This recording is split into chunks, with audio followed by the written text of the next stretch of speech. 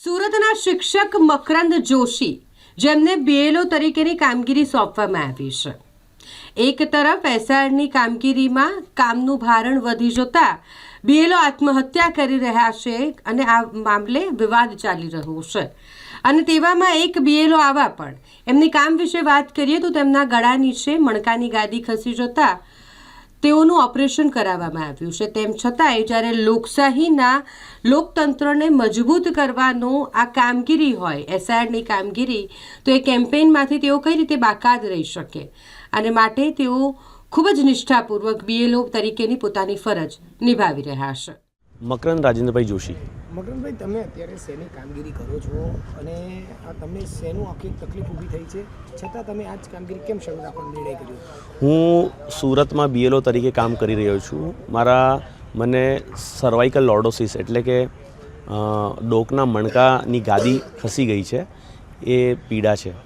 પરંતુ એસઆઈઆરની કામગીરી એક ઐતિહાસિક અને લોકતંત્રને મજબૂત કરવાનું આખું કેમ્પેઇન છે અને હું એમાંથી બાકાત નથી રહેવા માંગતો, એટલે આના ઈલાજની સાથે સાથે આ કામગીરી પણ ચાલુ છે।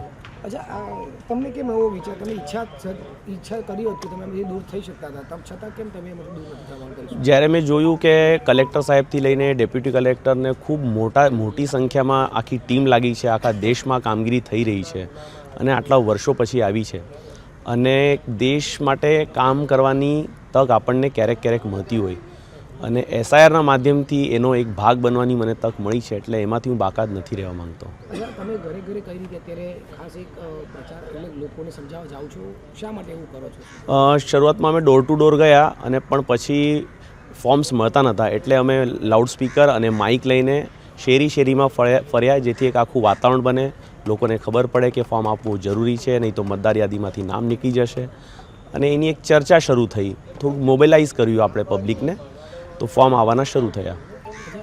અત્યારે તમને ડૉક્ટરે શું કીધું છે એકદમ રાખવાનું અને છતાં તમે આ કામગીરી?